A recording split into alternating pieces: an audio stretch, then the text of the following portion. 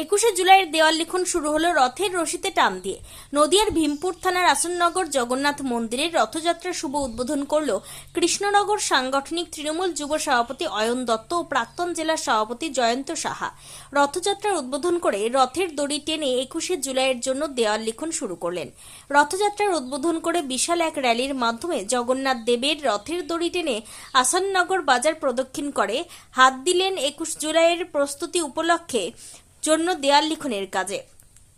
রথযাত্রা উদ্বোধন ও জগন্নাথ দেবের রথের র্যালিতে এলাকাবাসীর উপস্থিতি ছিল চোখে পড়ার মতো। সমস্ত কার্যক্রম শেষে প্রায় 2 শতাধিক লোক জগন্নাথ দেবের প্রসাদ গ্রহণ করে। এখানে উদ্যোগে এলাকার সাধারণ মানুষ এবং তৃণমূল সমর্থক খুশি ও আবেগ আপ্লুত।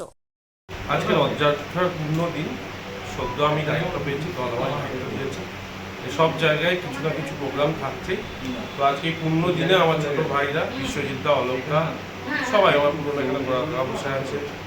আরও যারা আছে এই অঞ্চলের ভাই সুজয়, আমানিক, আমার আগে আমাদের অগ্রজ জয়ন্তদা ছিলেন, জয়ন্ত সাহা, এবং এই এলাকার মা ভাই বোনরা, ছোটো ভাইরা, প্রত্যেককে রথযাত্রার প্রীতি শুভেচ্ছা জানাচ্ছি।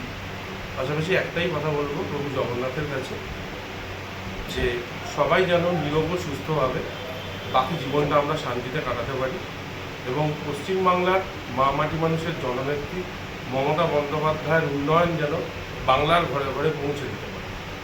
এটুকুই বলবো। আজকে 21শে জুলাই উপলক্ষে আমাদের সব ব্লক টাউনে দেয়াল লিখন শুরু হয়ে গেছে। তো আমি যখন এলাম, আমার ছোটো ভাই পার্থ বললো যে চলো দাদা, তাহলে একটা দেয়াল লেখা হচ্ছে, চলো তাহলে তুমি গিয়ে মানে তুলি ছোঁয়াও সবাই বিশেষ।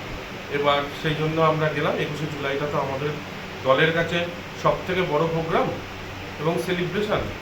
আজকে 21শে জুলাই আমাদের যারা শহীদ হয়েছিলেন তাদের প্রতি শ্রদ্ধা জানানো এবং মমতা বন্দ্যোপাধ্যায় এবং দলের সেনাপতি অভিষেক বন্দ্যোপাধ্যায় সেই দিন আমাদের উদ্দেশ্যে আগামী দিনে আমরা কোন পথে চলব তার দিক নির্দেশ করব। সেইটাই আমাদের কাছে পরম পাওয়া এবং পাওনা, যা নিয়ে আমরা 26 সালে ইলেকশনে সব সময় সাম্প্রদায়িক বিজেপির বিরুদ্ধে, একইভাবে সিপিএম কংগ্রেসের বিরুদ্ধে লড়াই করে আমরা যেন আমাদের কৃষ্ণনগর উত্তর বিধানসভা সহ পুরো আমাদের নদিয়া উত্তর সাংগঠনিক জেলা যেন খুব ভালোভাবে একটা রেজাল্ট আমাদের সভাপতি মৌমাদি, আমাদের সর্বোপরি মমতা বন্দ্যোপাধ্যায় এবং অভিষেক বন্দ্যোপাধ্যায়ের হাতে তুলে দিতে পারি। এই বিষয়টা দিকে নজর রেখে আজকে থেকে আমার কর্মসূচি